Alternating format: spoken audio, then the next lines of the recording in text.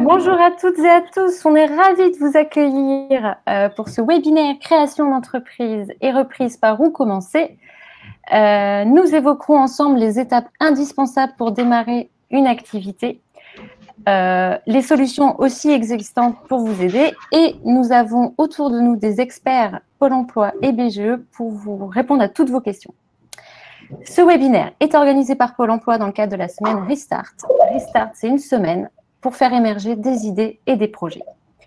Depuis le 28 septembre, 900 événements ont été organisés, dont celui-ci, notre webinaire.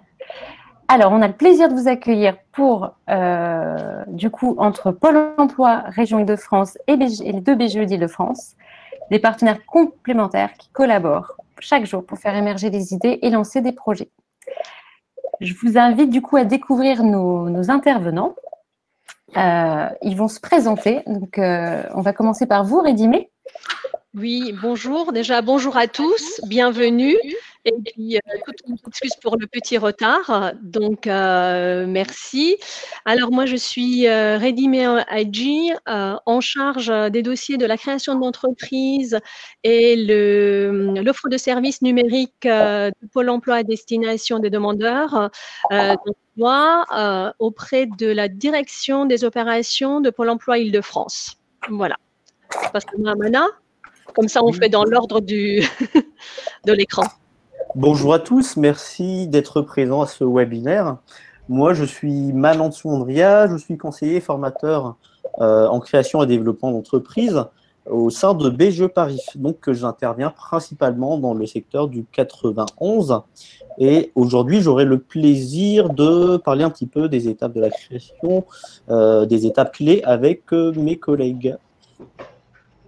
Merci, c'est tout pour moi.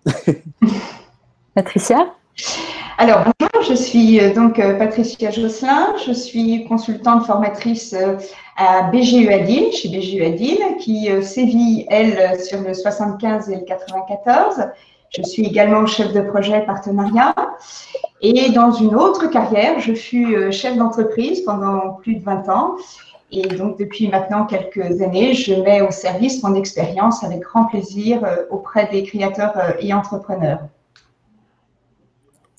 Merci. Bonjour, moi c'est Laurent Smith, je travaille à la direction régionale Pôle emploi Île-de-France. Je suis au service de la réglementation, côté indemnisation, avec une expertise sur la création d'entreprise. Super, merci à toutes et à tous d'avoir accepté cette invitation et d'avoir organisé surtout cet événement. Donc moi c'est Chloé Vella, je suis responsable des partenariats des communautés chez BGE Paris. Je vais vous expliquer quelques petites règles à toutes et à tous pendant ce webinaire. Donc, on aura une première partie où nos intervenants vont vous présenter les étapes clés de la création et les solutions à mobiliser à chaque étape. Nous invitons à poser un maximum de questions pendant la présentation. Donc, je vois que quelqu'un a commencé à utiliser l'outil. Donc, vraiment, le chat, c'est pour échanger de façon conviviale pendant le webinaire, mais les questions, ça va être vraiment pour nous poser des questions particulières. Vous allez pouvoir également voter pour les questions les plus pertinentes. Nos intervenants répondront à vos questions au fur et à mesure de leur présentation, mais aussi à la fin, avec un temps prévu d'échange. Bien sûr, vous aurez des diapositives à la fin de ce webinaire et on vous reposera des questions de sondage. Donc, on va démarrer. Merci encore. Désolée encore à nouveau pour ce léger retard et je vous invite, Redimé, à commencer la présentation. Alors, donc, on va, comme c'est indiqué, nous sommes aujourd'hui plutôt sur un webinaire des informations sur le démarrage et les étapes de la création d'entreprise. Et évidemment, pour certains d'entre vous qui sont bien avancés sur leur projet, pourront un peu retrouver des éléments qu'ils connaissent déjà. Donc, c'est vraiment, on a centré là sur la partie émergence et les étapes existantes. Donc, dans le sommaire, vous allez voir, on va faire un petit focal Chloé. Voilà. On peut voir sur l'émergence de l'idée, les différentes étapes et l'importance des premières étapes de la création. Il faut prendre le temps pour bien poser son projet, pour voir un peu les différents éléments avant de se lancer.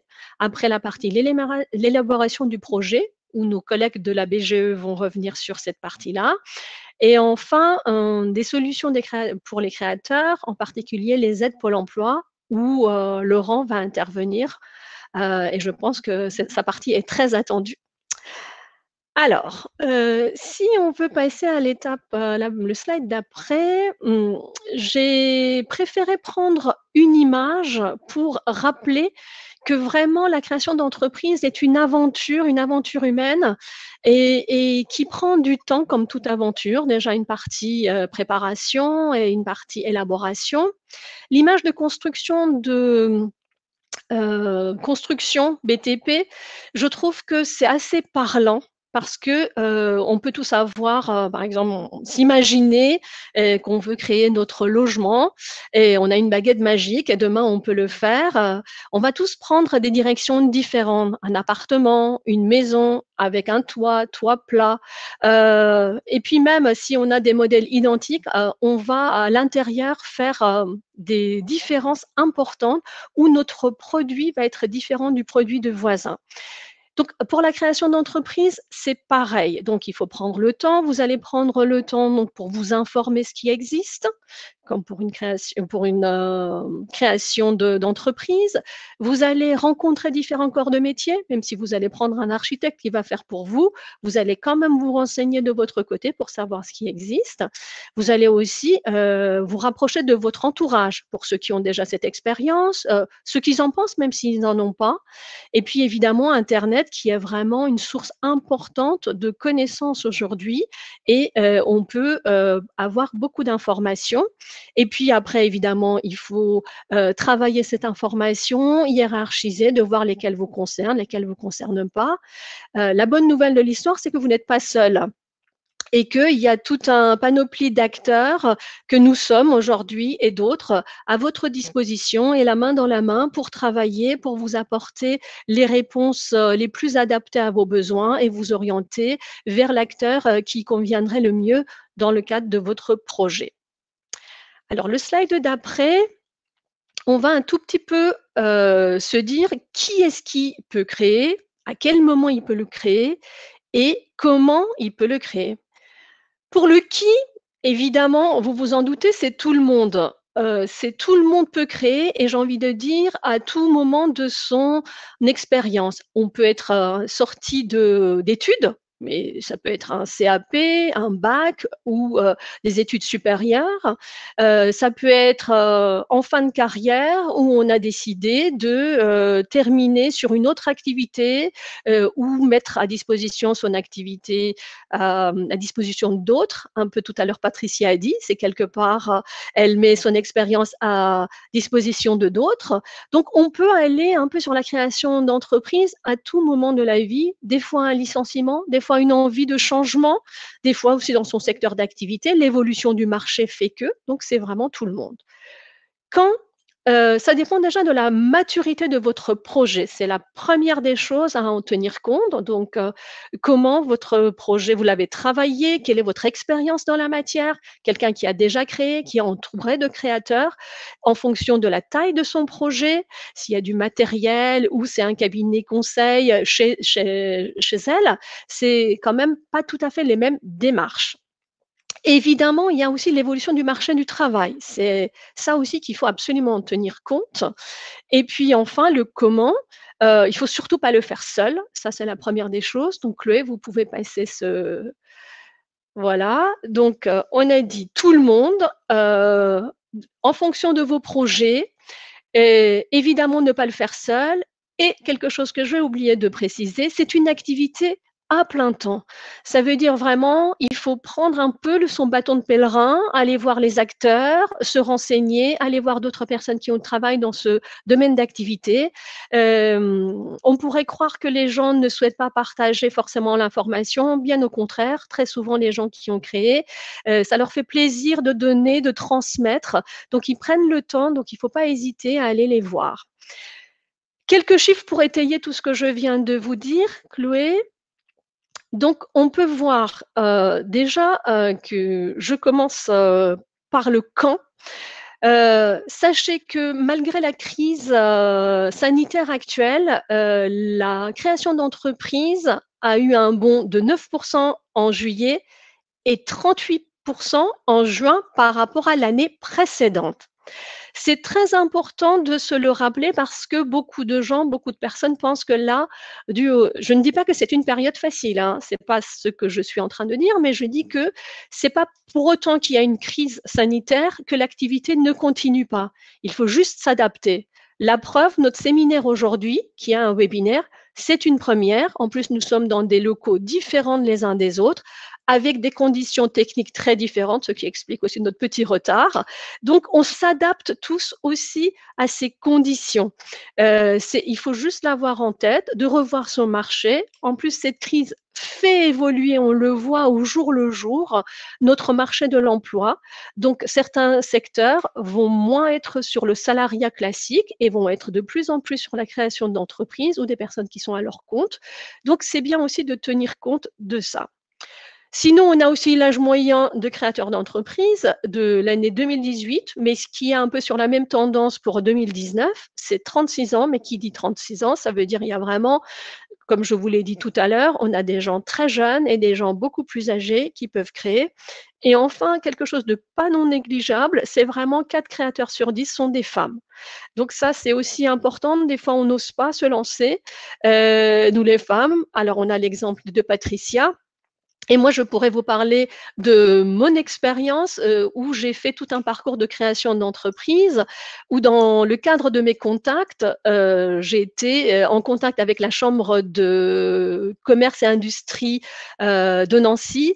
Et finalement, j'ai continué chez eux. Donc, la proposition s'est faite autrement, mais j'ai aussi un peu suivi ces différentes démarches que vous faites pour la plupart, je pense. Alors, le slide d'après.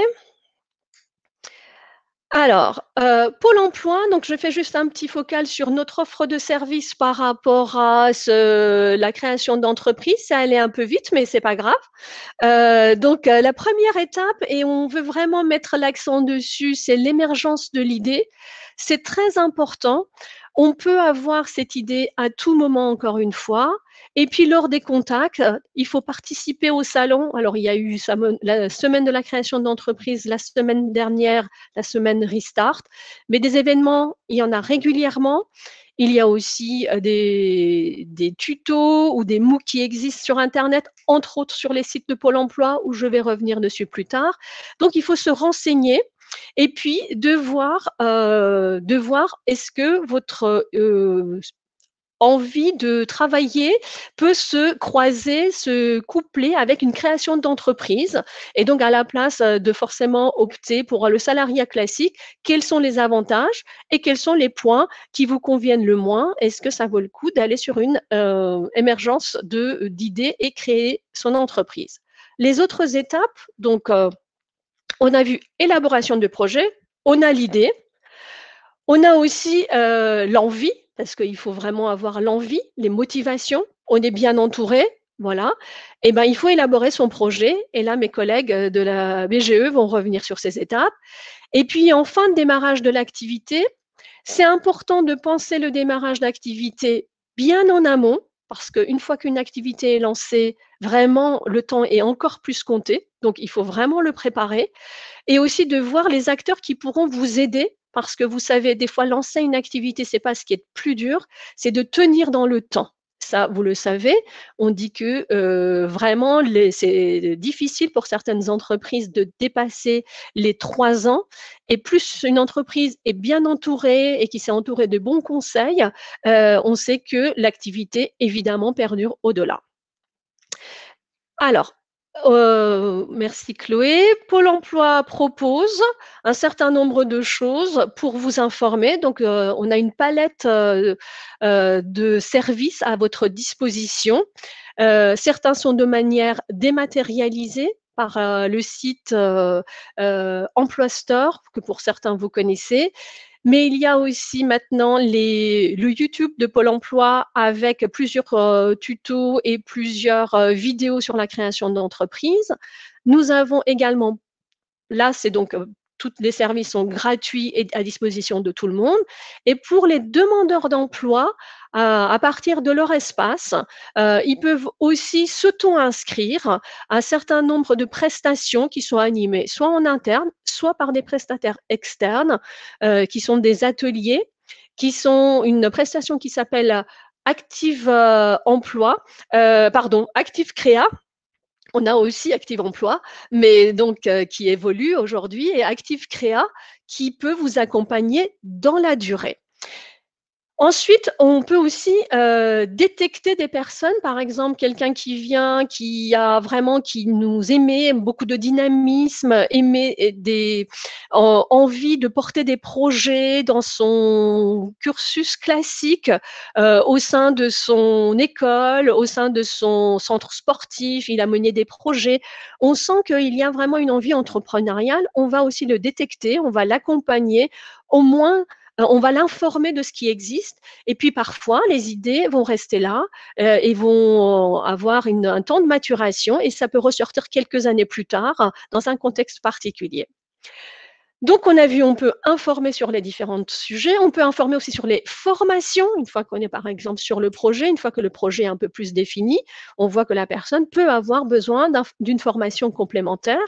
Donc, on va définir avec la personne, on va aussi chercher les financements possibles et les orienter pour les financements aussi auprès de d'autres acteurs, parfois c'est Pôle emploi, parfois d'autres.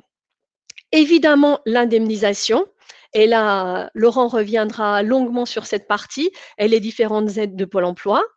Sécuriser le parcours, ça aussi c'est très important. Alors par des contacts plus ou moins réguliers, on sait que c'est quelque chose qui prend du temps, donc on ne va pas souvent forcément vous revenir, mais on va mettre quand même des échéances pour prendre contact, pour qu'un demandeur d'emploi ne reste pas seul dans son parcours, pour être sûr qu'il a bien mobilisé les bons acteurs, mais aussi pour chercher avec lui, si c'est nécessaire, un complément salarial, parce que des fois, comme le projet prend du temps et qu'il faut avoir évidemment une salaire qui rentre, hein, donc voilà, il faut travailler. On va aussi valoriser les acquis. Alors, dans le cadre de la création, de ce que vous avez fait, tout à l'heure je vous ai dit, vous avez tous un parcours, hein, même au lycée, si vous étiez par exemple, vous faisiez partie de telle association, plus tard, ça peut être association de quartier ou autre, tout ça, ça se valorise et vous pouvez le travailler. Ça vous donne aussi un réseau que vous pouvez mobiliser. Mais aussi, parfois, on peut abandonner le projet, soit définitivement, soit pour un temps. Et là aussi, tout ce que vous avez acquis, ça se valorise. Vous avez eu des compétences, vous avez eu des connaissances, un réseau que vous pouvez mobiliser. Donc, ça se valorise et votre conseiller Pôle emploi est à votre disposition pour ça. Et enfin, accompagner les futurs recrutements, de savoir que Pôle emploi peut intervenir. Il y a des aides, donc pour vos embauches. Il y a aussi des aides à la formation des premiers salariés. En tout cas, il y a un certain nombre de services qui existent à votre disposition tout le long de votre projet. J'étais un peu rapide, mais le but, c'est qu'on aille vraiment, on prenne le temps pour répondre à vos questions, et je vais passer la main à Mana et Patricia pour la partie élaboration de projet. Merci Rédimé. Effectivement, avec Mana, on va parler de l'élaboration du projet qui se compose en fait d'un parcours de briques, hein, pour reprendre la métaphore de Rédimé. On construit une maison et on va comme ça travailler des briques, et donc la première est l'étude de marché. Avant de parler de l'élaboration du projet, je voudrais faire deux remarques. La première, c'est de dire qu'effectivement, cette méthodologie est celle en fait d'une conduite de projet entrepreneurial. Et comme telle, on retrouve la fameuse trinité, hein, qui sont réflexion, communication et action. Très bien. Et cette méthode qui se veut agile, hein, on part d'une brique, on revient, on cherche des équilibres, tout ça effectivement s'interagit bien évidemment. On travaille aussi en itération, c'est-à-dire qu'on répète pour valider, on répète pour confronter, on essaye encore une fois de trouver les bons ingrédients pour que tout ça fasse in fine une stratégie globale et pérenne. Et cette méthodologie a le mérite d'être rigoureuse, méthodique, comme son nom l'indique, et combien parfois de porteurs de projets, je vois un peu partir dans tous les sens, tel un canard sans tête, et in fine, ne pas pouvoir construire quelque chose d'élaboré. Donc, je dis, OK, méthodologie et rigueur. Cependant, j'attire l'attention en précisant que l'entrepreneuriat, ce n'est pas une science exacte. Et que l'entrepreneuriat émane justement d'un processus de relations humaines. Et pour autant, je propose aussi que le porteur de projet soit ouvert et ne soit pas prisonnier de préjugés, de postulats, mais au contraire, puisse prendre un petit peu de la hauteur, donner de la latitude à son projet pour qu'il saisisse des opportunités. Qu'il prévoit bien sûr, mais qu'il puisse passer par des passerelles, par des chemins de bis, par des possibilités qu'il n'avait pas envisagées. Donc méthodologie, mais également souplesse et capacité d'adaptation au niveau de la méthode. Pardon? Non, il y avait un problème de son, mais ça s'est résolu tout seul. Désolée, Patricia. C'est pas de problème. La deuxième chose, effectivement, que je voudrais ajouter, c'est, et Rindime l'a dit tout à l'heure, on ne sort pas indemne d'un processus et un cheminement de projet. Et quelle que soit l'issue, que ce soit un projet abandonné ou reporté, effectivement, tout ce qui aura été acquis, que ce soit évidemment les compétences, que Rindime en parlait tout à l'heure, mais aussi les interactions, les contacts, les rencontres, tout cela va favoriser effectivement un profil qui pourra être valorisé quand bien même la création n'apparaît pas in fine. Je reviens sur la méthodologie et l'étude de marché. L'étude de marché, qu'est-ce que c'est? En fait, c'est un espace virtuel sur lequel on va retrouver dans cet écosystème qui est le vôtre un certain nombre d'acteurs. Il y a des clients, nombreux, prospects, clients avérés, clients devinés. Il y a effectivement des concurrents. Qui sont-ils? Comment se positionnent-ils? Quels sont leurs freins? Quels sont leurs atouts? Il y a des fournisseurs qui peuvent être aussi des partenaires. Il y a des prescripteurs. Il y a tout un tas de monde sur le marché. C'est important à la fois pour une culture de cet écosystème, savoir comment il est façonné, par qui il est composé, mais à la fois pour savoir comment vous allez vous positionner. Il faut travailler effectivement sur l'identification, la possibilité d'interagir avec ces acteurs pour créer des richesses, pour créer de la valeur, pour créer du business, comme on dit, pour créer des contacts. Également pour être agile, pour pouvoir se positionner et switcher s'il le faut. On vient de vivre et on vit encore une époque particulière. Il est important que on connaisse cet écosystème qui est le nôtre pour pouvoir à tout moment pivoter et saisir d'autres opportunités qu'on n'avait pas imaginées parce que les constants, parce que les critères ne sont pas les mêmes que ceux d'il y a 6 mois. Ensuite, on va travailler effectivement sur la stratégie commerciale. Puisque nous savons que tous ces gens qui sont sur notre écosystème, que font-ils? Comment ils interagissent? Eh bien, maintenant, on va essayer de s'insérer dans cet écosystème, de se positionner. Un positionnement qui se veut assumé et étayé. Il n'y a pas de bon ou de mauvais positionnement. Il y a un positionnement qui a été étudié selon des données qu'on a analysées pendant l'étude de marché et un positionnement qui correspond à des valeurs, à un sens, à des capacités que nous avons et que nous souhaitons mettre en position. Et puis, il faut faire en sorte que ce que nous proposons rencontre son marché. Alors, un marché qui est mature, qui est existant, qu'on a identifié, et puis peut-être un marché qu'on va initier, qu'on va développer par des propositions et une offre de services qu'on a savamment mis en place. Initier, se rendre visible, par quels moyens, par quelles solutions, des solutions qui sont évidemment en adéquation avec le positionnement, avec le marché, avec la concurrence. Tout ça, en fait, est un puzzle où chaque pièces s'intercalent et finalement donnent une fluidité au commerce, une fluidité aux échanges. On va parler aussi de faire avec ce qu'on a. Bien évidemment, et je crois que Mana va expliquer comment on identifie les besoins et les moyens à mobiliser pour mettre notre projet en place, bien entendu. Mais on peut essayer aussi de faire un inventaire de ce que nous avons. On a beaucoup de choses, vous avez beaucoup de choses. Vous avez des compétences, vous avez du temps. Rédimé l'expliquait avec tout un tas de passerelles, de possibilités et d'aides que propose Pôle emploi. Vous avez des partenaires, vous avez un réseau. Tout le monde a un réseau. Bien sûr qu'on va le développer, bien sûr qu'on va se le constituer, mais on a des réseaux, on a des amis, on a des collègues, on a des relations dans une carrière précédente. Tout ça, c'est à mobiliser, c'est un inventaire qu'il est important de faire pour qu'on puisse ajouter aux moyens que Mana va nous expliquer comment développer et comment identifier. Ce que je veux dire par là, juste...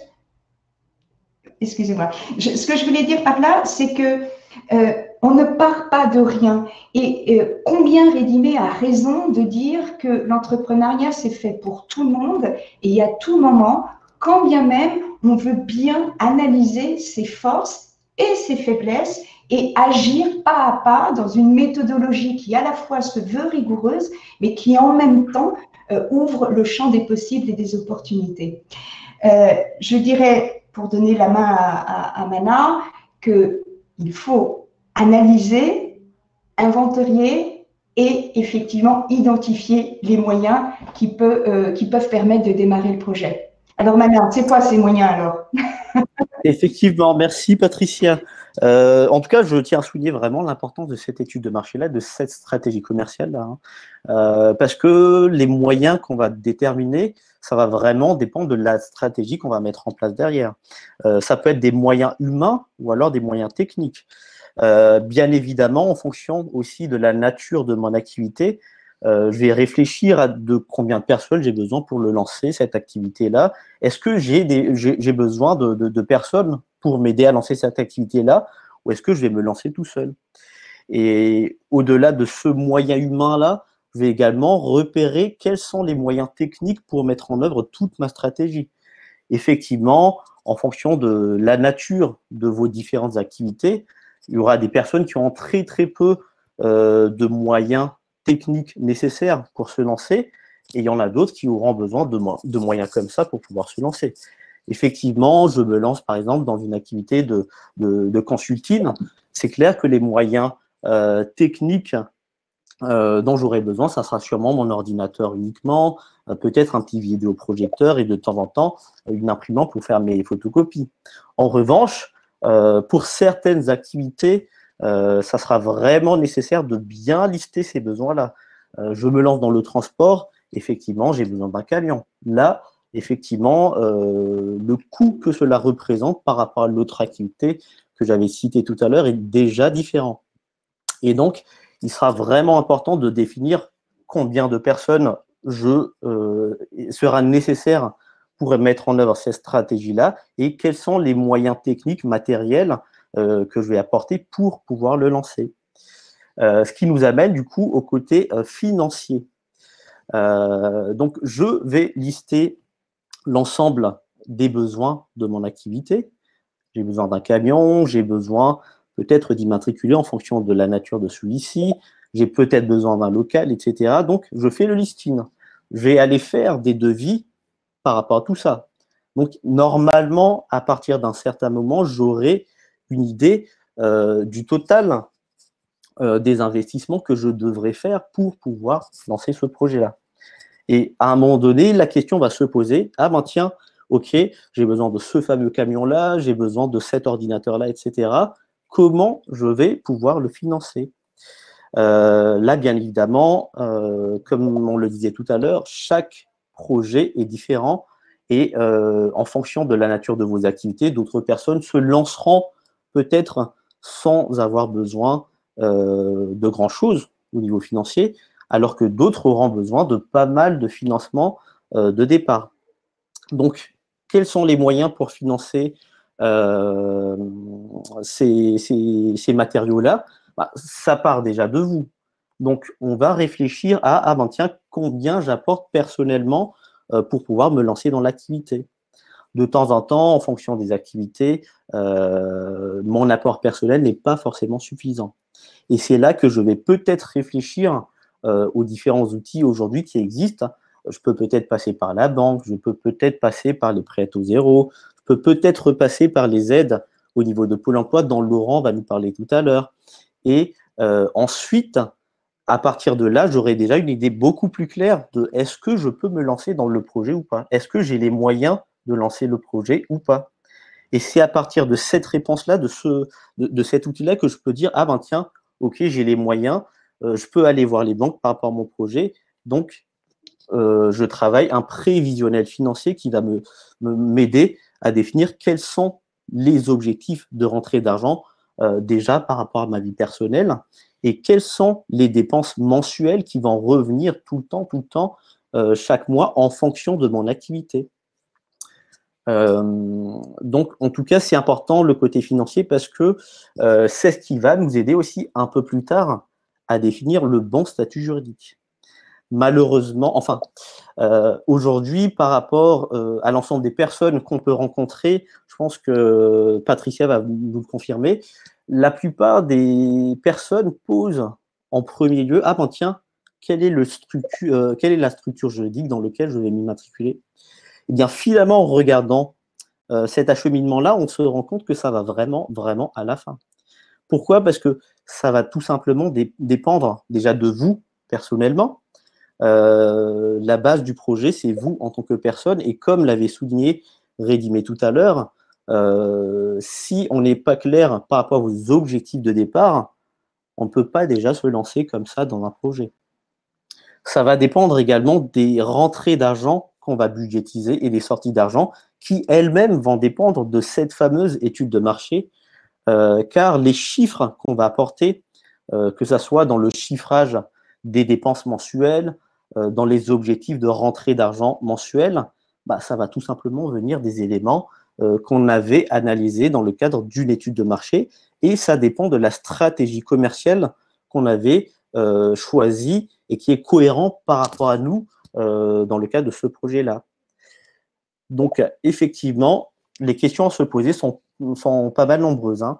Au niveau du juridique, on peut déjà se poser la question des risques encourus par l'activité dans laquelle je souhaite me lancer. Bien évidemment, dans certaines formes juridiques, je serai mieux protégé que dans d'autres structures. Également, la situation personnelle au niveau matrimonial ou au niveau patrimonial va impacter sur tout ça. Le fait que je me lance aujourd'hui, par exemple, en entreprise individuelle, c'est-à-dire que mon patrimoine personnel va se mélanger à mon patrimoine professionnel, c'est-à-dire à ma société, mon entreprise plutôt. Et dans ce cadre-là, comme je ne fais partie que d'une seule et d'une même entité au niveau personnel et au niveau de l'entreprise, bah, mes biens personnels sont saisissables. Fort heureusement, aujourd'hui, par exemple, par rapport à la loi Macron, la résidence principale est protégée d'office, mais si par hasard j'ai d'autres biens à côté, ces biens-là seront saisissables. Donc, entreprise individuelle, pas protégée du tout. J'ai en société, par exemple, ah ben là, tiens, je peux séparer mes biens personnels de mes biens professionnels, puisque moi, maintenant, je serai une personne physique qui va gérer cette personne morale qui est la société. Bien évidemment, ça va aussi dépendre du fait que est-ce que vous allez vous lancer toute seule en tant que personne ou est-ce que vous avez un associé derrière? Et bien évidemment, ça dépendra également de la volonté de chaque associé et des objectifs de chacun. Comment, moi, aujourd'hui, je vois l'évolution de ma société et comment mon collègue, mon associé, mon actionnaire va voir également ce développement-là. Donc, finalement, il est important de creuser déjà au niveau personnel, commencer à chiffrer le projet grâce aux informations de l'étude de marché et en fonction des rentrées d'argent, des sorties d'argent, des besoins de démarrage, c'est-à-dire, ah ben tiens, est-ce que j'apporte beaucoup d'argent pour lancer ce projet-là ou pas? ça va impacter sur le choix de statut juridique. Aujourd'hui, sachez que vous avez déjà pas mal d'acteurs aujourd'hui implantés sur le territoire qui pourront vous aider. Ça peut être la CCI, la CMA, BGE et d'autres cabinets de conseil, pourquoi pas. Et n'hésitez pas à vous rapprocher de ces personnes-là. Il y a des dispositifs qui seront financés par la région Île-de-France aujourd'hui qui vous permettront d'étudier ensemble de manière personnalisée avec des conseillers de la partie études de marché, stratégie commerciale, études techniques financières et études juridiques. Donc finalement, là où vous allez le plus travailler, c'est vraiment l'étude de marché, l'étude de vous-même, la stratégie commerciale et les prévisionnels financiers. Le côté juridique, déjà, lorsque vous aurez ces éléments-là, ça va se faire beaucoup plus facilement. Et d'ailleurs, je dirais que c'est le plus facile à mettre en œuvre puisque, une fois les éléments acquis, il suffit de la choisir. En tout cas, voilà pour ce qui en est de ma présentation. Et je vais passer la parole à Laurent qui va vous expliquer un petit peu. Attendez, Patricia, je veux dire. Et alors, on va peut-être se faire une petite pause sur des questions parce qu'on en a eu quand même pas mal. Donc, merci à toutes et à tous pour toutes vos questions. Donc, déjà, peut-on être aidé pour une étude de marché? Alors, je vais répondre. Effectivement, j'anticipe un peu la prochaine étape, effectivement, qui est l'accompagnement. Parce qu'on a parlé de beaucoup de choses. Mais un seul homme ou une seule femme ne peut pas tout faire et ne sait pas tout forcément. Et quand bien même il saurait, pour certains qui sont très savants, il faut confronter, il faut piloter et savoir, c'est une chose, piloter et faire des choix, c'en est une autre. Et on sait combien, l'expérience en tout cas le prouve, qu'une mauvaise solution, quand bien même elle existe et elle est bonne, n'est pas forcément adaptée à la question. Donc, on ne peut pas tout savoir. Et j'insiste beaucoup sur les possibilités d'accompagnement que nous propose tout un tas, on va y venir pour Pôle emploi et Rédimé a expliqué toute une palette de propositions d'aide et de soutien. Profitez-en. Je parlerai d'un autre dispositif qui s'appelle Entrepreneur Leader, que Rana a commencé un petit peu à identifier. Accompagner, c'est avoir la bonne information. Il y en a beaucoup, Mana le disait, faut-il que ce soit la bonne. 2, c'est la confronter à son projet. Mana expliquait qu'une structure juridique, il n'y en a pas une de bonne ou une de mauvaise. Il y en a une qui vous convient et l'autre qui vous convient bien. Moins bien, à vous, à votre projet. Comment on choisit? 3, l'étude de marché, pour répondre précisément à la question. Il existe plusieurs strates d'études de marché. Il y a l'étude de marché de façon globale, il y a la zone de chalandise. Si j'ouvre un restaurant à Paris 12e, ce n'est pas tout à fait les mêmes comportements d'achat, les mêmes types de clients en termes de famille ou de composition que, par exemple, dans le 4e arrondissement. Donc, il faut savoir où je vais, comment je vais. Il y a également toute la précision sur les fournisseurs et les partenaires. Un fournisseur, parfois on dit, je vais acheter le plus bas prix. Oh que non, parce qu'on n'achète pas un prix, on achète aussi une qualité, un service, une capacité de livraison, etc., qui va valoriser votre produit. Donc, tout ça, c'est des choses qui se discutent, qui se confrontent. Et nous, experts formateurs, nous avons un petit peu d'expérience, nous avons le recul de projets jumeaux qui peuvent bénéficier à votre propre projet. Nous avons la capacité aussi de vous faire réagir, d'attirer votre attention.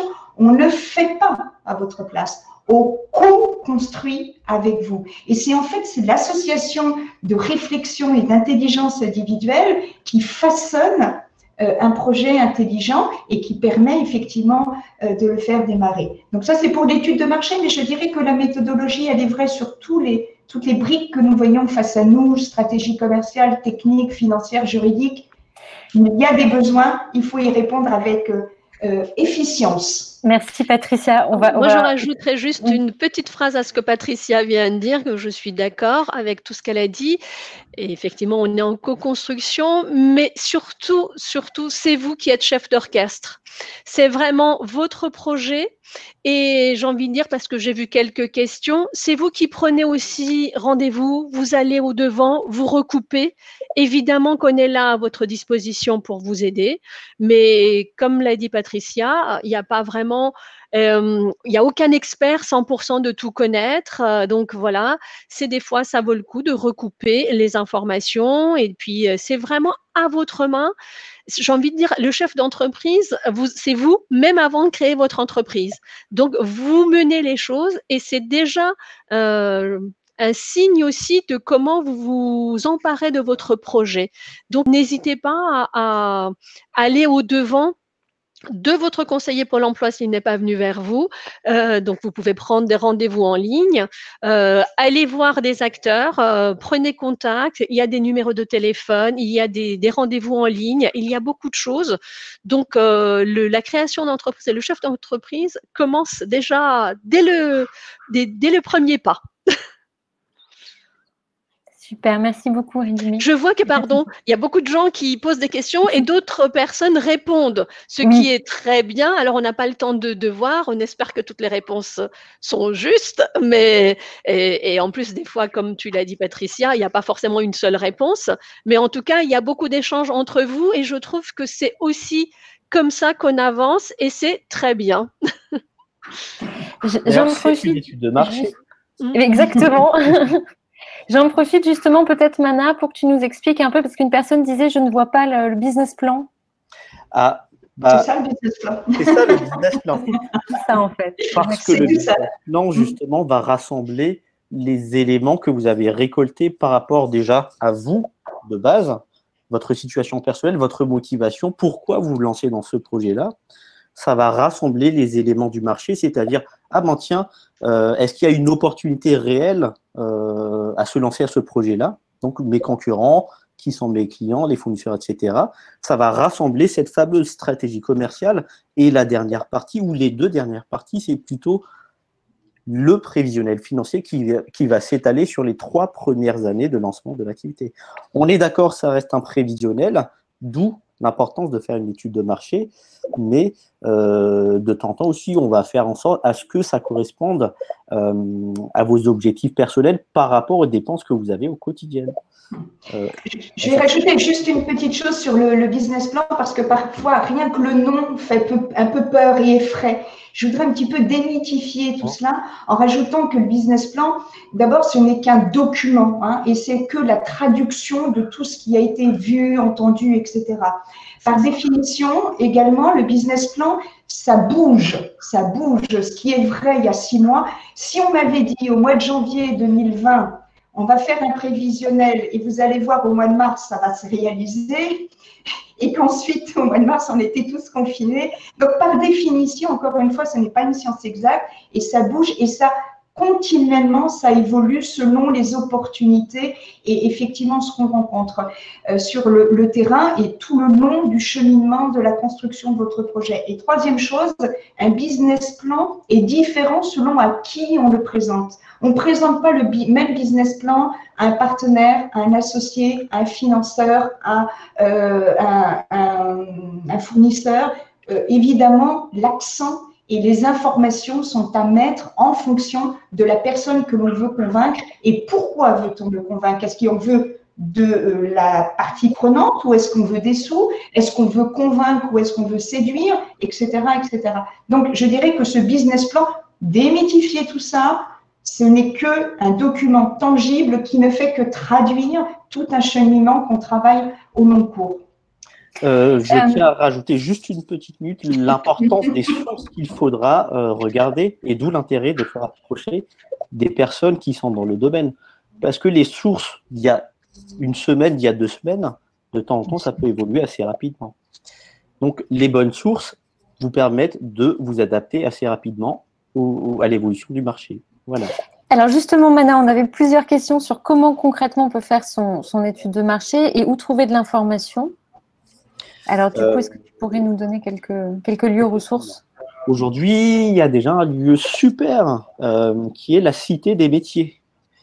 La Cité des métiers, aujourd'hui, c'est le lieu où il faut regarder les informations. C'est-à-dire que sur place, vous aurez des conseillers à votre disposition qui peuvent vous orienter sur ce qu'on appelle les fiches métiers.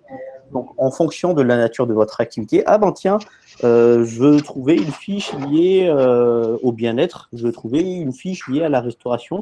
Eh bien, tout simplement, il y aura ces sources-là sur place. Et d'ailleurs, ça va recenser les éléments de l'étude de marché, ça va recenser les éléments de l'étude financière et surtout, le plus important, le côté réglementation de votre activité parce que de temps en temps, c'est ce qui peut vous bloquer là tout de suite. Après, bien évidemment, vous avez le site de la BPI France Création. Vous allez sur Internet, vous tapez BPI France Création. Nous, on le considère comme la Bible de l'entrepreneuriat et d'ailleurs, tous les professionnels du domaine de l'entrepreneuriat vont aller piocher aussi sur ce site-là, sachant que c'est des sources qui seront mises à jour très, très régulièrement. Et vous pourrez aussi télécharger justement de chez vous les dossiers projecteurs. Elles sont malheureusement payantes là-dessus, mais ça se justifie par le fait qu'il y aura des personnes qui vont faire l'étude de marché à votre place dans ce cas-là et qui vont remplir ces documents. Ouais. Super. Eh bien, continuons. Je t'en prie, Patricia. Alors, on arrive donc à l'accompagnement et j'ai envie de dire et d'appeler cette partie-là de l'intérêt de l'accompagnement. Rédimé le disait tout à l'heure, être accompagné, c'est doubler, peut-être tripler ses chances de réussite dans un projet, tant au début qu'à la consolidation et au développement. Le nombre d'entreprises qui malheureusement ne dépassent pas 3 ans est assez important. D'ailleurs, à reporter à la création, au chiffre de création qui est lui très important en France, mais malheureusement aussi les entreprises qui cessent leur activité plus tard, avant 3 ans, est important. Donc l'important est d'être accompagné, mais accompagné de façon comment dire, adaptée et au rythme de l'entrepreneur. Donc, nous allons parler d'un dispositif qui s'appelle Entrepreneur Leader, un dispositif qui est financé donc par la région Île-de-France et par le FSE et porté par donc un certain nombre de partenaires qui s'affichent là et que vous avez, dont BGE fait partie. Ce parcours Entrepreneur Leader, il est scindé en 3 parties. Distinctes et indépendantes, hein, c'est-à-dire qu'on peut rentrer sur ces 3 parties de façon indépendante sans pour autant avoir suivi l'intégralité. Cependant, il existe une cohérence effectivement dans la partie 1, 2 et 3. La partie 1, bâtir mon projet, c'est ce qu'on a dit un petit peu tout à l'heure avec Manin, c'est-à-dire c'est cette constitution en fait de business plan, du business plan qui travaille sur l'étude de marché, sur le positionnement, sur la faisabilité, l'identification des moyens, sur l'aspect effectivement juridique, quelle est la forme juridique la plus adaptée. C'est un parcours qui est en fait de rendez-vous séquencés, de rendez-vous individuels. Donc, on est focus sur votre projet et c'est un rendez-vous, un parcours qui prend plusieurs mois, donc qui est confortable pour que nous étudions tout ça de façon sereine et avec du temps. Ça permet plusieurs choses. Un, Mana l'expliquait, il y a l'information, il y a le traitement de l'information, mais il y a aussi ce cheminement de formation et d'acquisition de la posture. Rédimé expliquait tout à l'heure, c'est dès qu'on entame le cheminement et la constitution d'un projet, on endosse petit à petit un vêtement de chef d'entreprise. On n'est pas NAIT, chef d'entreprise, on le devient. Et tout cela, c'est avec confrontation, avec agilité, avec des allées et des retours. Et on revient un petit peu plus loin la prochaine fois. Et tout ça façonne le chef d'entreprise dans la constitution d'un business plan. Encore une fois, démythifier tout ça, ça ne reste qu'un document. Mais le cheminement est formateur et donne toutes permet d'acquérir toutes l'agilité entrepreneuriale dont vous aurez besoin. Ensuite, on passe à la partie 2. Cette partie 2, elle est ou pas mobilisable le disait tout à l'heure Mana, il y a des prestations des projets de prestation de services où c'est de la prestation intellectuelle, où on a besoin pas ou très peu d'investissement. Donc, on n'a pas besoin d'aller mobiliser des financeurs, qu'ils soient banques, publiques ou autres.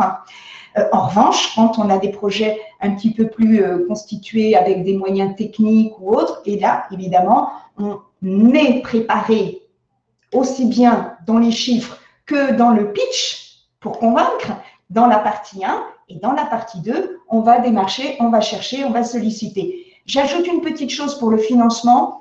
On en reparlera si un jour, effectivement, vous êtes en accompagnement. Je suis sûre que votre consultant vous le dira. Les projets portés à plusieurs sont un petit peu plus… les financeurs préfèrent les porteurs souvent portés à plusieurs que seuls. Parce que ça dilue le risque, parce que ça permet aussi de compléter des compétences, des profils, etc. Donc, pensez à ça, éventuellement à une association. Et puis, on arrive après immatriculation. On est chef d'entreprise. Eh bien, il faut développer, il faut piloter, il faut consolider l'activité, il faut la faire vivre. Et là, ce n'est pas une mince affaire. Créer, c'est bien, pérenniser et développer, c'est mieux. Et là, il y a tout un travail, effectivement, avec des consultants formateurs, de façon individuelle, pour effectivement challenger, être à côté de ce chef d'entreprise, peut-être encourager aussi à quelques audaces, parfois, quand l'entreprise est déjà créée. Au-delà de l'expertise, au-delà de l'appui, au-delà de l'information que peut donner un consultant formateur, j'ai envie de dire que l'accompagnement réside aussi dans tout ce que vous pouvez trouver dans l'écoute, la bienveillance. Quand on baisse les bras parce qu'on doute, le doute est salvateur, le doute est mobilisateur, mais il peut aussi démobiliser complètement. C'est bien que quelqu'un puisse vous encourager, voire vous bousculer un petit peu.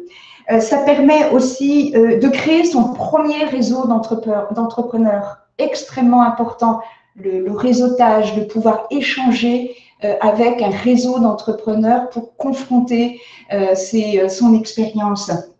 Et puis, j'ai envie de dire qu'on commence à être chef d'entreprise dès qu'on pense à une idée, donc c'est un cheminement long qui est bien structuré par ce genre d'accompagnement séquencé, individualisé et adapté à tous les projets. Ne pensez pas que seuls les grands ou ceux dits ambitieux méritent un accompagnement. Pas du tout. Au contraire, tous les projets méritent une écoute et un appui.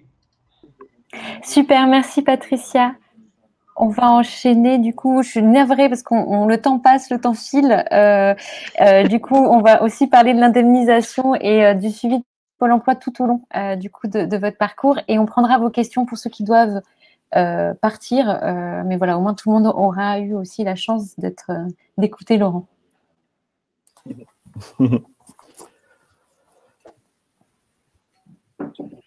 Tu peux faire passer, en fait. Alors, lorsque votre projet se concrétise, en fait, et qu'il voit le jour, Pôle emploi peut, sous certaines conditions, vous proposer des aides à la création d'entreprise. Donc, il faut être inscrit à Pôle emploi et avoir des allocations éventuellement, ou alors être en cours d'études d'allocation. Et après la perte de votre dernier emploi, et l'assurance chômage pourra vous aider de deux façons différentes, au choix. La première, c'est le cumul de vos allocations et de vos revenus éventuels d'activité. On parlera également de maintien des droits.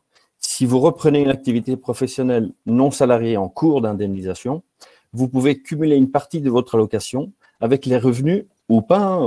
Vous pouvez décider de ne pas vous salarier avec les revenus issus de votre nouvelle activité ou de vos nouvelles activités si vous avez le temps.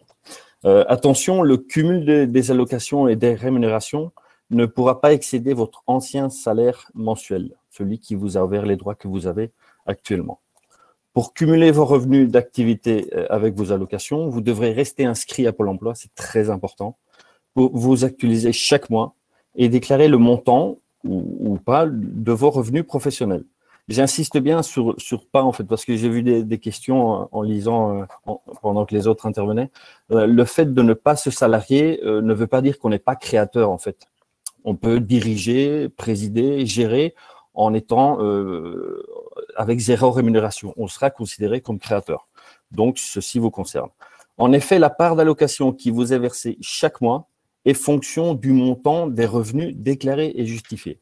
Ce qui sous-entend que si vous n'êtes pas rémunéré, vous percevrez l'allocation mensuelle classique comme si vous n'étiez pas créateur, tout en l'étant, en fait. Si vous cessez l'activité et que vous n'avez pas épuisé vos droits aux allocations chômage, il vous sera éventuellement possible d'en bénéficier à nouveau en cas de réinscription, tout simplement. Ça, c'est la possibilité la plus classique, en fait, hein, qu'on perçoit ces allocations de façon normale. Les revenus issus de l'activité de création, en fait, il y a un petit calcul il y aura une déduction du montant des allocations. Ce n'est pas pour autant qu'on vous retire ces allocations, elles sont tout simplement décalées dans le temps. La deuxième possibilité, on parlera d'ARS. L'ARS, c'est le versement de vos allocations chômage sous forme de capital. Alors, vous pouvez utiliser vos allocations chômage comme une aide pour financer le lancement ou la reprise de l'entreprise, car 45% des droits qui vous restent au moment de la création d'entreprise vous seront versés en 2 fois. Pour bénéficier de l'ARS, la création ou la reprise d'entreprise doit avoir lieu après la fin du contrat de travail pris en compte pour l'ouverture de droits. C'est très important. Si vous créez l'entreprise avant la fin du contrat qui vous a ouvert les droits, vous pourrez bénéficier d'allocations, mais ce sera forcément le premier choix que j'ai présenté tout à l'heure. Les 2 versements, comment se passent les 2 versements de l'ARS? Le premier versement de l'ARS est effectué au démarrage de l'activité, dès que vous aurez réuni les conditions d'attribution de l'aide, et dans certaines situations après expiration des différés et du délai d'attente, s'il vous restait des congés payés à prendre sur le dernier contrat, ou si l'indemnité supralégale était éventuellement assez élevée. Le second versement de l'ARS intervient 6 mois après la date du premier.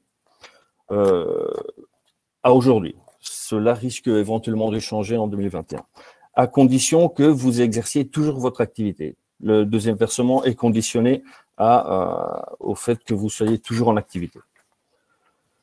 Quelle démarche pour obtenir l'ARS? Vous devez déclarer votre projet de reprise ou de création à Pôle emploi, puis remplir le formulaire de demande d'ARS qui doit être remis à Pôle emploi. Vous devez justifier de la création d'entreprise, forcément, ou de reprise, en produisant notamment un extrait CABIS ou équivalent. Si le projet de création ou de reprise d'entreprise échoue et que l'activité cesse, vous pouvez demander à bénéficier d'une reprise de vos droits, donc qui vous sont pas retirés, diminuer toutefois, et bien évidemment, de ce que vous avez perçu, du montant de l'ARS qui vous aurait été versé. Alors, quelques petites précisions sur l'ARS. L'ARS ne peut pas être attribué si vous créez ou reprenez une entreprise à l'étranger. L'ARS ne permet pas de cumuler des points pour les trimestres retraite. Ne sont pas concernés par cette aide les salariés privés d'emploi qui ont repris ou créé une entreprise avant la fin de leur contrat de travail. J'en parlais tout à l'heure, c'est trop important. Ils peuvent dans ce cas bénéficier du dispositif de cumul de leur allocation avec leurs revenus issus de l'activité qu'ils ont repris ou créé et qu'ils conservent. Alors, autre condition, autre précision, vous devez justifier de l'ACRE, l'aide aux chômeurs créateurs d'entreprise. Il ne faut pas confondre les deux. Nous, le dispositif, il s'appelle ARS et il est conditionné à l'obtention de l'ACRE. Alors, tu peux passer, Chloé? Merci. Alors, qu'est-ce que l'ACRE? L'aide aux créateurs ou repreneurs d'entreprise, ACRE, est un soutien de l'État sous forme d'exonération de charges sociales accordé sous certaines conditions pendant 1 an, voire plus en fonction du statut ou du régime. Depuis le 1er janvier 2019, cette aide est ouverte automatiquement, sans démarche à effectuer, à tous ceux qui créent ou reprennent une entreprise, une activité professionnelle non salariée, soit sous forme d'entreprise individuelle, soit sous la forme d'une société, à condition d'en exercer effectivement le contrôle. Ensuite, ils se sont rendus compte que pour les auto-entrepreneurs, c'était accordé un peu trop facilement.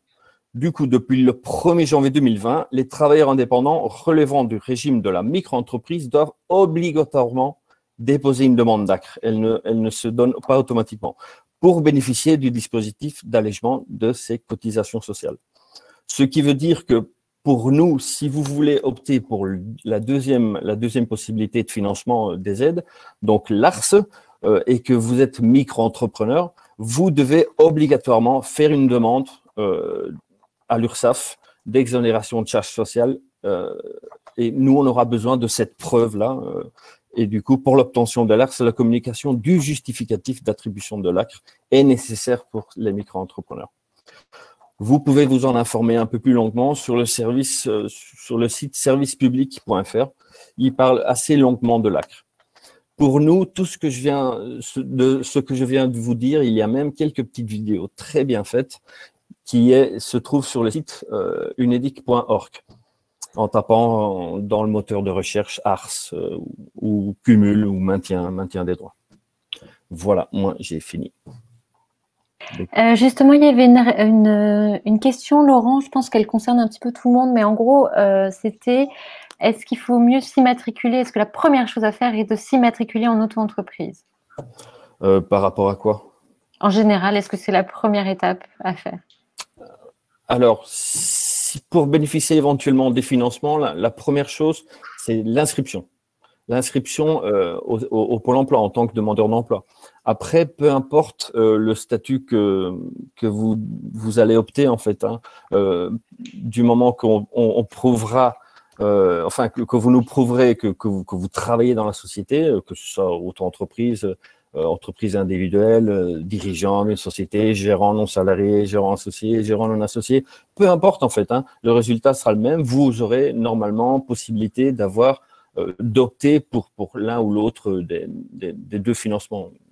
Après, je vais juste rajouter quelque chose. Attention, la recherche de financement, il ne faut pas que vous se précipitez et de passer les étapes quand même incontournables de votre création. Donc, ne raisonnez pas forcément votre indemnité, comment vous pouvez le toucher, mais quand même pensez à votre projet dans sa globalité. Donc, c'est très important. Voilà. Je laisse la main à Laurent qui a pléthore de questions. Il attend. Alors, nous avions cette question-là. Puis-je créer alors que mes indemnités démarrent dans 3 mois? Oui, bien sûr. Oui, bien sûr. Du coup, là actuellement, ça veut dire que vous êtes déjà inscrit, que la personne est déjà inscrite. Donc, c'est la chose la plus importante. Et peu importe si vous avez un délai d'attente, on n'aime pas parler de carence, car nous, on ne retire pas du total d'allocation, elles sont simplement décalées dans le temps. Et du coup, ce qui veut dire que cette personne, ses allocations sont décalées de 3 mois parce qu'il, je ne sais pas, elle avait des congés payés éventuellement ou peu importe. À ce moment-là, elle a en théorie la possibilité d'opter pour soit le cumul, soit l'ARS, en fait, elle peut opter pour les deux. Et elle nous dit un peu quel impact si je suis assimilé salarié, président, oui, il n'y a pas de souci, président, gérant, dirigeant, que vous soyez salarié ou non salarié, quand salarié avec revenu, en fait, mais vous pouvez être gérant non associé, c'est-à-dire que ce n'est pas votre boîte, vous gérez pour quelqu'un d'autre, vous serez considéré comme gérant. Celle qui, comme créateur d'entreprise, en tout cas à nos yeux, les seuls cas éventuellement, c'est les actionnaires. Forcément, ils ont que des actions, donc ils ne travaillent pas dans la boîte en fait. Officiellement, les associés, c'est un petit peu plus dur à prouver, mais éventuellement, s'ils ont eu l'ACRE, donc le dispositif d'exonération en charges sociales, à ce moment-là, normalement, on ne peut pas leur refuser l'ARS, car ils peuvent être par exemple 3 associés et les 3, il y en a un qui est gérant, l'autre qui est président, enfin peu importe, et ils ont tous les 3 eu l'ACRE. Donc, ils peuvent tous les 3 potentiellement bénéficier, demander une des 2 options que j'ai présentées. Voilà. Alors, il y a une question aussi, peut-on choisir de ne pas toucher de salaire en tant qu'auto-entrepreneur et pouvoir avoir 100% de ses indemnités? Alors du coup, l'auto-entrepreneur, c'est plus un chiffre d'affaires et de là, on fera un abattement et ce qu'il restera sera considéré comme le salaire. Du coup, si un auto-entrepreneur ne se verse pas de salaire, ça veut dire qu'en gros, il a fait 0 chiffre d'affaires. Mais oui, imaginons que c'est pour quelqu'un d'autre, donc un dirigeant. Si le dirigeant décide de ne pas se faire rémunérer, que ce soit dans le procès-verbal d'assemblée générale, du coup, il bénéficiera normalement de l'allocation entière, comme s'il n'était pas créateur, en fait, tout en l'étant. Il sera payé entièrement. Oui. Très bien, merci beaucoup. Alors là, je pense que c'est plutôt à rédimer. Est-ce que nous avons le droit à des aides de la formation ou des aides d'État quand on est en créateur d'entreprise et demandeur d'emploi? Alors, on n'est pas sur les aides, on parle, nous, de financement et de formation. Donc, déjà, pour accéder à une formation, le conseiller Pôle emploi le valide avec la personne. Donc, quand il s'agit des formations de créateurs d'entreprise, il y a 2 catégories de formation. Je ne vais pas rentrer dans les détails parce qu'il y a vraiment beaucoup de choses à voir et les conseillers Pôle emploi sont là. Mais il y a des choses qui sont en lien avec le cœur de métier. Par exemple, je ne sais pas, par exemple, vous êtes boulanger, vous souhaitez faire une formation sur un pain spécifique qui vient de sortir, sans gluten. Et donc là, c'est vraiment cœur de métier, j'appelle. Et puis, il y a toutes les formations qui sont en lien avec la gestion de l'entreprise et chef d'entreprise. Donc voilà, par exemple, ça peut être comptabilité, ça peut être des notions de juridique, tout ça. Donc, il y a déjà 2 catégories différentes. Et puis, ça dépend aussi, on est à quel stade de la création d'entreprise. Ça veut dire, est-ce qu'on a déposé ces statuts ou pas? Quand on est avant, on appelle ça des demandeurs d'emploi, créateurs d'entreprise. Et après, on appelle ça créateur d'entreprise, chef d'entreprise. Vous voyez, même si on reste inscrit pour pouvoir continuer à toucher son allocation. Et en fonction de ça, c'est des financements différents. Donc, dans un cadre, c'est Pôle emploi qui peut prendre en charge, par exemple, comme je vous disais, en lien avec le cœur de métier. Et puis, dans d'autres, on va voir avec des OPCO qui sont des organismes collecteurs de branches et on va voir qu'est-ce qu'on peut mettre en place. Donc, il y a vraiment tout un panoplie de choses qui existent. Et puis, il y a aussi des formations qui existent de manière collective, financées par la région ou achetées par Pôle emploi et qu'ils peuvent vous donner un peu les notions nécessaires pour un chef d'entreprise. Dedans, on peut avoir des notions juridiques, de comptabilité, comment faire un business plan qui effectivement reste un document, mais il faut quand même connaître ce qu'on met dedans, voir comment le pitcher, comment l'expliquer, parce qu'il faut aussi, c'est important de pouvoir le faire en fonction de l'interlocuteur, comme disait Patricia. Donc, il faut chaque fois de savoir l'expliquer son projet, et c'est très important d'expliquer. Mieux vous l'expliquez, mieux votre interlocuteur peut vous apporter des solutions les plus adaptées. Donc, c'est tout ça qui intervient pour la formation. Donc, voilà, et ça existe toute une panoplie de ressorts. Et il ne faut pas hésiter d'aller voir votre conseiller à Pôle emploi. Vous pouvez prendre rendez-vous directement depuis votre espace. C'est beaucoup plus facile de bien détailler ou envoyer un mail pour que votre conseiller puisse le préparer. Comme le disait Patricia, personne n'a toute l'information. Et donc, un conseiller Pôle emploi, quand je vous parlais tout à l'heure de la maison, les corps de métier qui travaillaient ensemble, même au sein même de Pôle emploi, on a des corps de métier différents. Il y a la partie indemnisation, la partie formation, la partie accompagnement. Donc, on travaille ensemble et la personne doit aller chercher la réponse et on apportera la réponse. Il ne faut pas hésiter de relancer, évidemment pas le lendemain parce que ça arrive, mais là, je lisais dans les questions que j'ai envoyé une question, je n'ai pas eu de réponse. Alors, je ne connais pas les échéances. Comme vous savez, vous êtes vraiment nombreux, mais il ne faut pas hésiter à relancer. Ça nous arrive à tous qu'un mail puisse passer à la trappe ou la réponse n'est pas arrivée à la bonne destination. C'est arrivé, par exemple, dans votre boîte comment on appelle les spams, merci, dans les spams et que vous n'avez pas vu. Donc, en le relançant, ça peut revenir. Voilà, il ne faut pas hésiter de retourner à chercher l'information. J'ai envie de dire sans s'énerver parce que ça arrive, des loupés pour tout le monde et vous trouverez votre réponse. Super, merci beaucoup. On a plusieurs encore questions sur les statuts. Il y avait une question que je trouvais assez pertinente, c'est y a-t-il de nouvelles aides depuis la crise du Covid pour la création d'entreprises? Là, je pense que c'est une question un peu globale. Pas en tout cas côté allocation classique, en fait, non, ça c'est comme avant. Non. Oui, alors il y a connaissance, pléthore il y a une palette de dispositifs qui permet de surseoir des charges, qui permet peut-être de faire un moratoire pour des charges fixes telles que le loyer. Il y a des possibilités effectivement de subventions pour des pertes d'activité, etc. Je crois qu'il y a tout une palette de services. Pareil, il y a des informations et des sites qui sont extrêmement bien achalandés, notamment BPI, etc.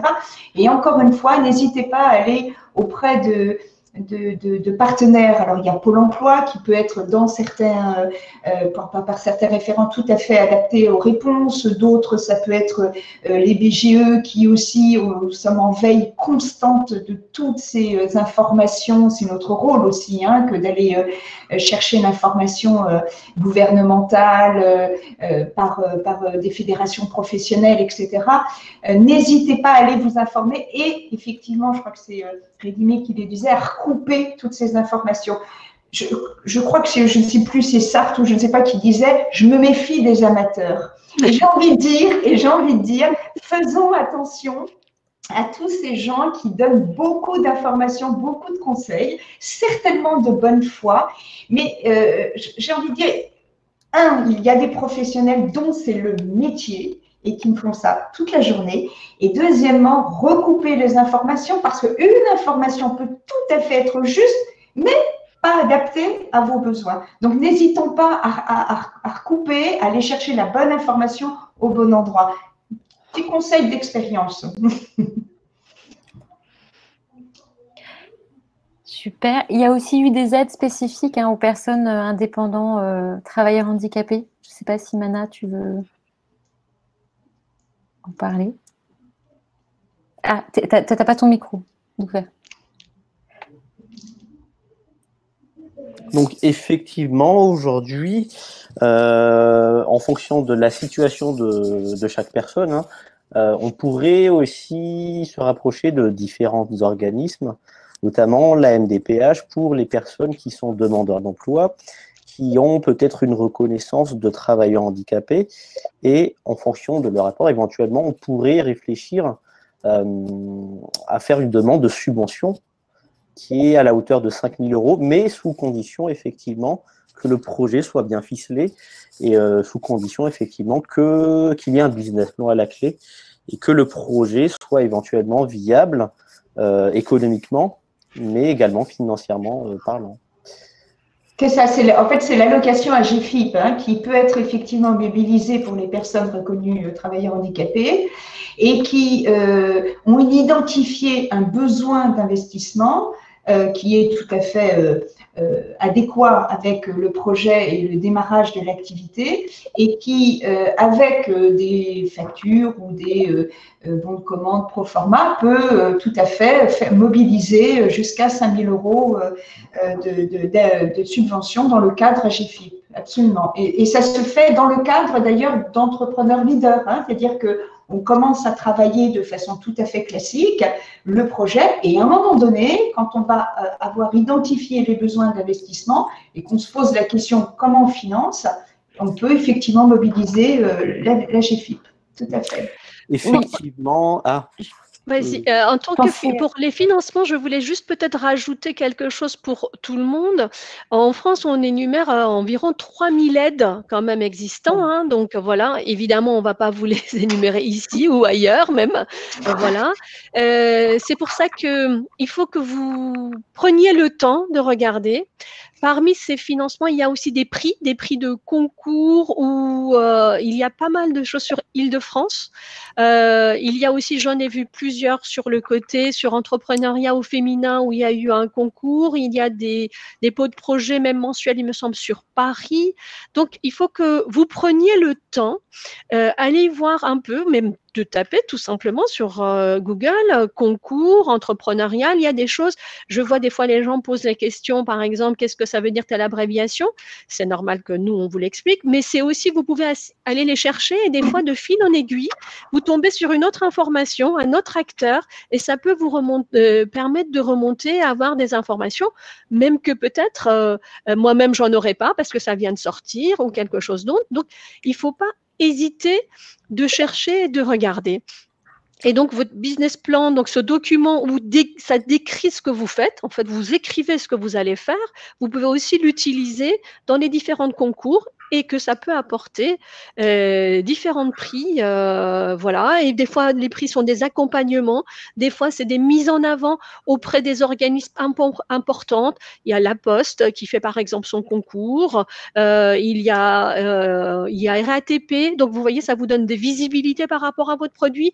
Donc, les prix sont de différentes natures, mais ça peut, en fonction de votre projet, vous apporter des éléments ou du partenariat. De temps en temps, c'est même des dotations. Absolument. Oui, j'en profite puisque la semaine dernière, nous avions le concours Talent des cités qui est porté par BPI France et dont nous nous occupons de l'organisation avec BPI France et le ministère de la Ville. Donc ça, ce sont des très beaux concours où il y a des partenaires comme France Télévisions ou Radio France qui vont donner des prix et qui vont vous donner aussi beaucoup de visibilité. Donc les concours, c'est vraiment effectivement un atout. Vous avez complètement raison, Rédimé. Ce que je vous propose, c'est que là, on dépasse un petit peu. Si on avait un mot de la fin, que je vous fasse. Il reste la page d'après, juste parce qu'il y a beaucoup de gens qui nous demandaient un peu comment nous contacter. Oui. Donc voilà. Alors, en ce qui concerne pour Pôle emploi, évidemment, en plus avec la crise sanitaire, on est beaucoup sur la dématérialisation. Il y a le site pôle emploi.fr qui est à votre disposition avec votre espace. Et il y a un nouveau site, messervices pôle emploi.fr également, où je vous disais, vous pouvez aussi aller chercher un peu les services qui peuvent vous concerner, et un certain nombre sont en auto-inscription, donc vous inscrire. Alors Active Créa qui a été nommé fortement, c'est marqué, mais aussi des ateliers. Dans les questions des gens qui disaient, mais si je n'ai pas d'idée, alors si vous n'avez pas d'idée, mais vous avez une grande envie de créer, et j'ai envie de dire, si vous êtes là, je pense que c'est aussi un peu pour ça. Et il y a aussi des ateliers ou des outils qui vous permettent de chercher aussi des idées. Il y a aussi des franchises, on n'en a pas parlé, mais c'est quelque chose à ne pas négliger, où donc du coup, l'idée est un peu là, et c'est vraiment, on cherche pour avoir son propre entreprise sur une idée existante où vous pouvez en plus vraiment pleinement en prendre connaissance, avec des salons en ligne sur la franchise qui existent. Donc pareil, hein, il faut aller les chercher. Il y a aussi des salons en ligne Pôle emploi ou avec des fois des offres de franchise, vous pouvez les retrouver. Enfin, Emploi Store avec une trentaine de services gratuits et accessibles, pareil, où il y a aussi un jeu pour aller chercher des idées de création. Et puis le YouTube, on en a parlé, où j'ai vu des personnes qui ont répondu et qui ont mis les liens, donc c'est parfait, et voilà. Et donc pour la BGE… Mana. Je t'en prie, Mana. Oui. Les numéros et le site sont indiqués, hein, donc je pense peut-être Chloé, même toi-même, si tu veux, tu peux conclure comme ça. Oui, alors je vais vous proposer aussi des sondages en parallèle. Du coup, avant, on va prendre encore quelques questions parce que là, je vois qu'il nous reste quand même 5 minutes, donc on va en profiter.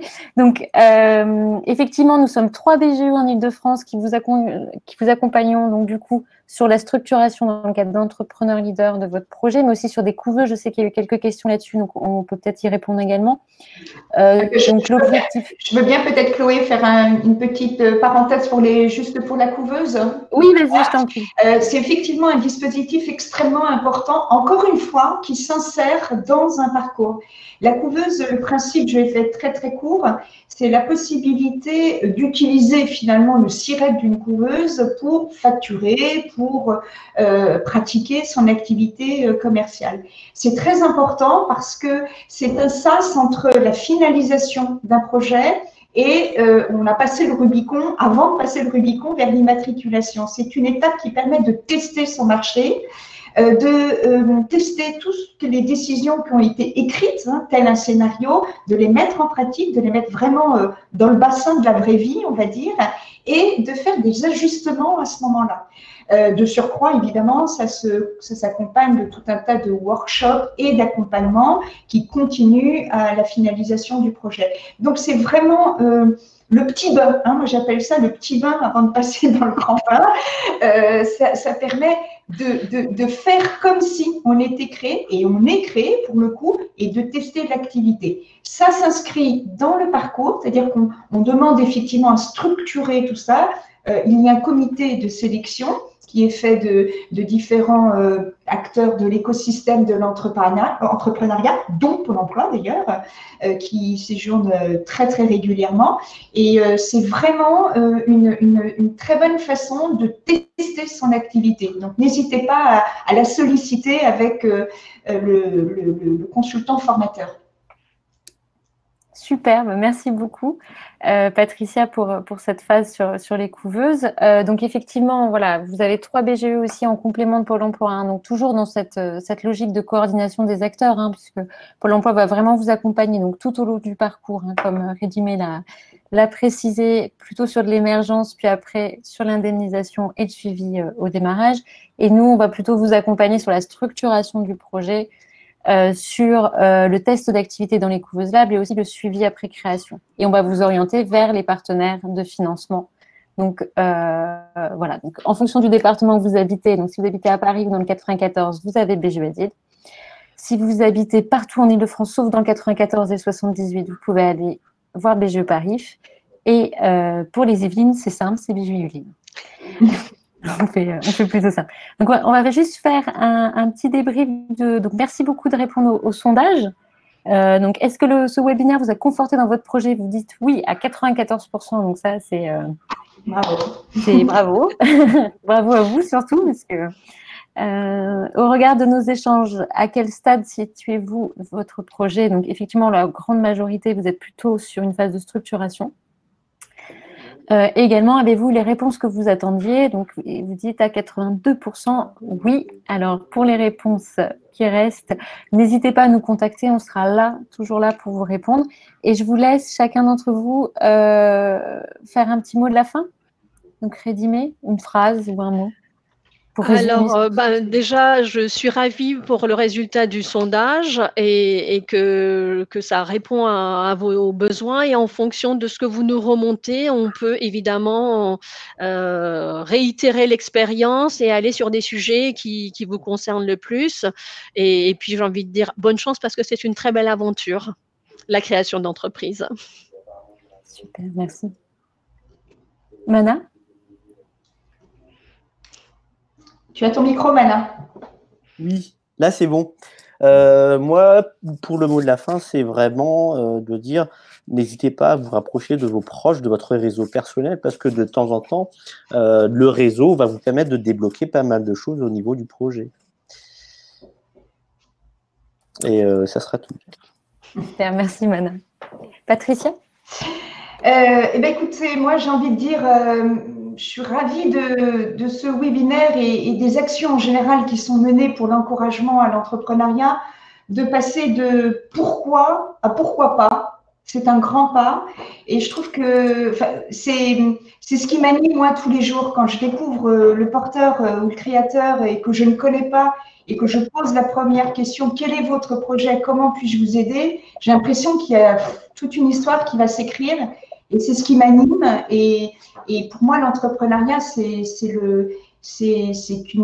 plus qu'une activité, c'est vraiment une façon d'envisager la vie, quoi qu'on fasse de son résultat d'entrepreneur. Voilà.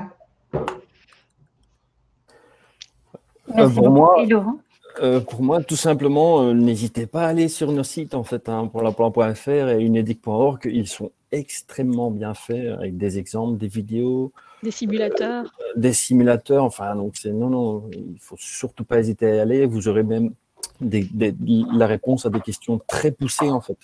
Et après, sinon, n'hésitez pas après à envoyer un mail, ce genre de choses. Voilà. Super. Eh ben, merci à toutes et à tous. Merci pour votre dynamisme. Vous avez été très nombreux à suivre ce webinaire et également très actifs. Donc voilà, on a essayé de répondre à un maximum de réponses et de questions, pardon. Et on espère vous retrouver bientôt, donc soit sur nos sites, soit en physique, soit en distanciel, vu la situation. Et on vous souhaite une très belle continuation à toutes et à tous. Bon après-midi. Au revoir. Au revoir.